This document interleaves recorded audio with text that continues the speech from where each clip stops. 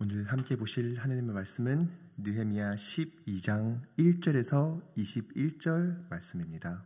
스알디엘의 아들 수르바벨과 예수아와 함께 돌아온 제사장들과 레위 사람들은 이러하니라. 제사장들은 스리야와 예레미야와 에스라와 마리아와 말룩과 핫두스와 스가냐와 루훔과 느레목과 이도자 긴도와 아비야와 마야민과 마다와 발갈과 스마와 요람과 여다야와 살루와 아목과 할기야와 여다야니 이상은 예수와 때의 제사장들과 그들의 형제 지도자들이었더라느니라.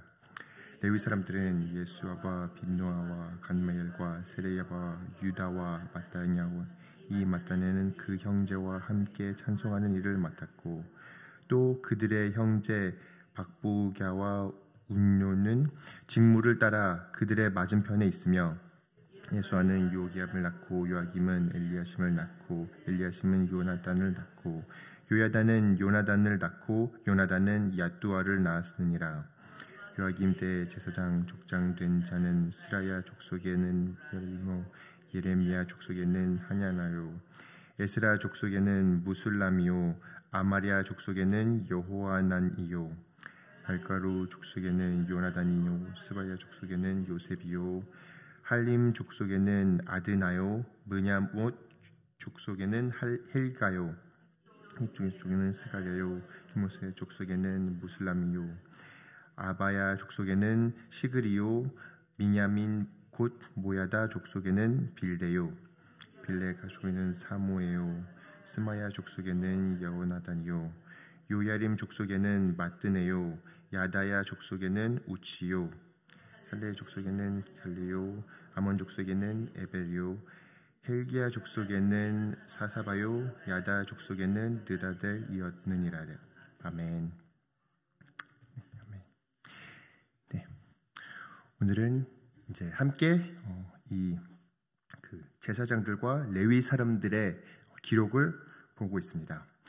우리가 이 느헤미야가 결국 다시 예루살렘으로 돌아와서 성전을 짓는 데에 그 최종 목표는 순수히 그냥 백성이 본처로 돌아오는 것이 아니었습니다. 그들의 최종 목적은 그것을 다 재건해서 거기서 다시 하나님 앞에 바른 삶을 사는 것이었습니다. 그리고 바른 삶을 살기에는 제일 핵심적인 부분이 바로 예배가 되살아나는 것이었습니다. 예배가 다시 하나님 앞에 바르게 되어가는 거였는데 그것이 우리가 자주 기도 제목이고 교회마다 항상 바라는 것이 아닙니까? 예배가 회복될 수 있도록 예배가 하나님 앞에 바르게 전해질 수 있도록 우리 이 구약 시대에는 저번에 그 어떤 본인들의 본처를 모르던 사람들이 있었을 때 그들이 제사장으로서 역할 할 수 없었다는 것을 우리가 보았습니다.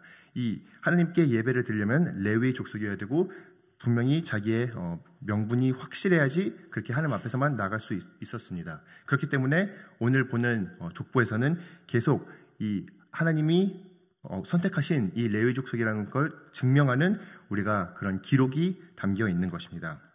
이 제루바벨도 이 100년 전에 느헤미야가 들어오기 100년 전에 한 538년 BC에서 그가 먼저 예루살렘에 왔었고 재건을 시작했었습니다. 그리고 에스겔에서 써 있는데 그때도 재건을 하다가 이제 실망을 한 상태에서 하나님께서는 내가 이것을 이끌어낼 것이다. 이것이 사람의 힘으로 되는 것이 아니라 오직 여호와의 능력으로 이루어질 것이라고 예언을 주었고 거기에 제루바벨부터 시작을 하게 됩니다. 그래서 계속 이 하나님의 사람들이 바로 하나님의 예배를 다시 세우고 하나님께 영광스럽게 돌아갈 수 있는 것을 쭉 기록해주고 있고 이 혈통이 얼마나 중요한지를 계속 성경을 알려주고 있습니다. 성경은 우리를 무엇이라 부르죠? 베드로전서 1장에 보면은 우리를 왕같은 제사장이라고 부릅니다. 우리 신약에 온 우리에게는 레위 족속에 속한 자가 하나님 앞에 쓰고 하나님과 사람 사이에 대변하는 자로서 쓰게 되는 것은 딱 이 레와 지파만 한정되어 있는 것이 아니라 예수 그리스도 안에 있는 모든 사람들이 다 이 역할을 해야 되는 것입니다. 하나님께서 구약 시대에 이스라엘을 선택했을 때도 그들이 온 인류의 그 빛이 되기를 바랬었습니다. 이스라엘을 통해서 하나님을 알게 되고 하나님을 경외하게 되고 하나님께 예배드리는 자들이 될 수 있도록. 하지만 그것을 다 실패하였죠. 그래서 예수님을 통해서 결국 온 인류를 다 주님께로 돌이키셨는데 그 이후로 우리가 바로 예수 그리스도 안에 있으면, 우리가 예수 안에서 하나님의 자녀가 되었으면 우리를 왕 같은 제사장이라고 부릅니다.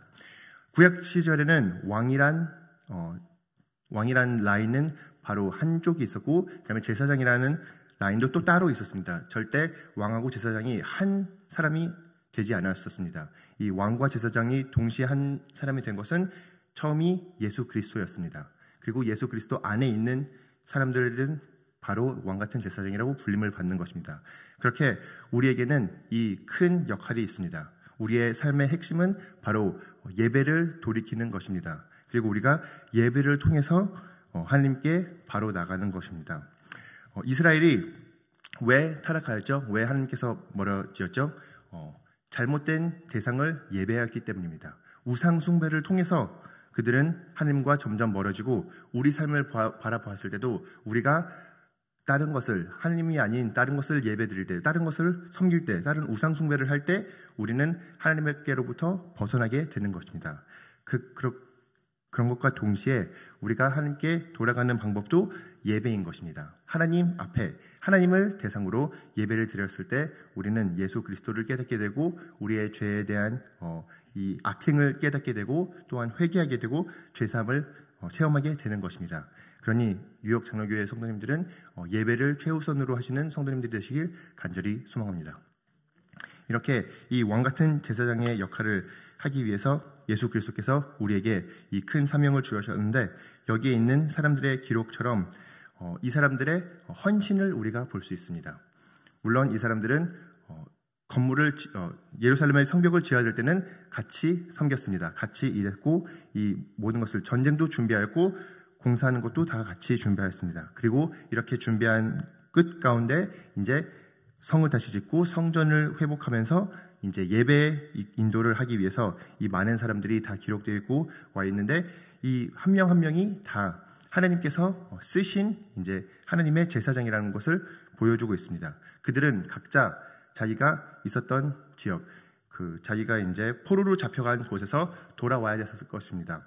그리고 아시리아의 왕의 특징인 이 시대에는 바로 그들을 엄청 세게 핍박하지 않았다는 것입니다. 그들이 꽤 잘 포로로서도 살 수 있었겠지만, 그렇지만 결국 그들은 하나님의 본처에서, 예루살렘에서 다시 하나님을 예배드리는 것, 그것을 우선순위로 했기 때문에 그런 여러 가지 자기의 삶에 있는 것들을 다 포기하고 내려놓고 다시 예루살렘으로 와서 하나님을 예배드리는 데까지 최선을 다해 돌아오고, 거기서 이제 자기의 할 바를 한 자들입니다.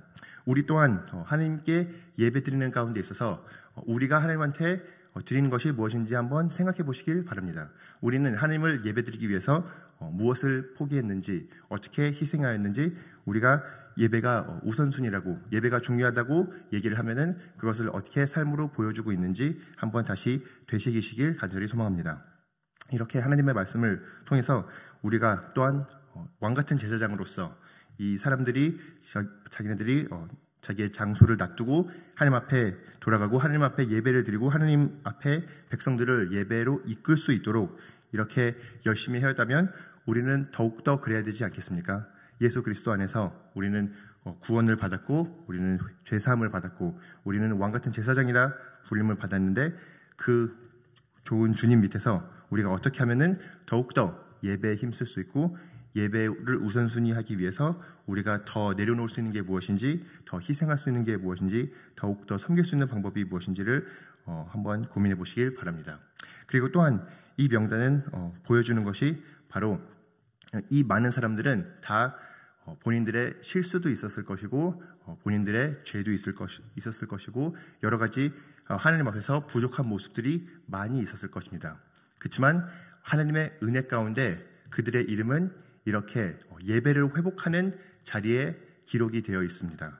이런 식으로 하나님께서 우리에게 주시는 자비 가운데, 하나님이 허락하시는 그 은혜 가운데 우리도 우리의 삶의 최후에 정말 생명책에 우리의 이름이 써 있고 우리가 잘했다, 충성된 종아라고 하는 하나님의 말씀을 듣기를 간절히 소망합니다. 이렇게 최선을 다해서 우리의 삶 가운데 주님이신 우리의 주 되신 예수 그리스도를 예배하고 높이고 내세우는 그런 삶을 살아갔을 때는 우리 또한 아무리 여러 가지의 부족함이 있을지라도 아무리 예전에 주님의 마음을 아프게 한 여러 가지 죄들이 있을지라도 우리는 회개가 있고 우리에게 은혜가 있고 우리에게는 예수님의 생명책에 예수님의 자녀로서 기록에 남을 수 있는 그 능력이 있는 것입니다. 그러니 우리가 이 주님이 얼마나 위대하신지 얼마나 감사한지 우리가 이 주님을 어떻게 하면 더욱더 열심히 섬기고 사랑하고 예배하고 따를 수 있는지를 다시금 깨닫고 실천하기를 간절히 소망합니다. 이렇게 이 말씀 가운데는 결국 이 제사장과 레위 사람들을 핵심으로 보여주고 있는 구절이지만 여기에는 추가적으로 찬양하는 자들도 기록이 되어 있습니다. 이렇게 찬양하는 자들이 기록되어 있는 것은 결국 우리의 삶 가운데도 그 찬양이 얼마나 중요한지를 보여주고 있는 것입니다. 골로새서에서도 우리가 서로 격려를 할 때 찬양으로서 격려하라고 기록을 하고 있는데 이렇게 하나님께 찬양하는 자들이 기록되어 있고 그들의 역할이 바로 하나님 앞에 경배와 찬양을 올리는 것이었는데 우리 또한 그렇게 하나님께 계속 경배와 찬양을 올리고 그리고 그 경배와 찬양이 오로지 말로만 하는 것이 아니라 입으로만 하는 것이 아니라 우리의 삶으로도 할 수 있다는 것이 바로 예수 그리스도께서 가능케 해주시는 그 특권인 것입니다. 우리는 우리의 하루하루를 살아가는 데 있어서 주님께 찬양을 줄 수 있고 주님께 감사를 올릴 수 있고 주님과 동행하며 살아갈 수 있는 것입니다. 이것은 정말 너무나도 큰 특권입니다. 우리가 죄사함을 받고 그냥 거기서 가만히 내버려 두신 게 아니라 우리가 죄사함을 받고 하나님께 돌아올 수 있고 하나님과 동행할 수 있고 하나님을 따르며 하나님을 전파하며 살 수 있다는 것은 하나님께서 허락하신 예수 그리스도 안에 축복인 것입니다. 그러니 이 축복을 마음껏 누리시면서 정말 빛과 소금의 역할을 다하시는 뉴욕 장로교회 성도님들이 되시길 간절히 소원합니다. 함께 기도하시겠습니다. 주님, 주님의 말씀을 통해서 이 기록된 명단을 통해서 우리에게 또한 왕같은 제사장으로 살라고 도전을 주시니 감사합니다. 주님, 우리가 하루하루를 사는 가운데 예배의 중요성을 깨달을 수 있도록 도와주시옵시고 우리가 전심을 다해 주님을 찬양하고 주님을 사랑할 수 있도록 도와주시옵시고 주님이 허락하신 자비와 은혜 가운데 우리가 더더욱 힘입어 주님을 따르고 주님을 전하는 자들이 될 수 있도록 도와주시옵소서. 주님, 우리의 부족함 가운데도 주님의 은혜가 족하게 하시니 감사합니다. 우리가 주님의 은혜를 의지하여 오늘 하루 또한 살아갈 수 있도록 도와주시옵소서. 이 모든 말씀 예수님의 이름으로 기도드립니다. 아멘.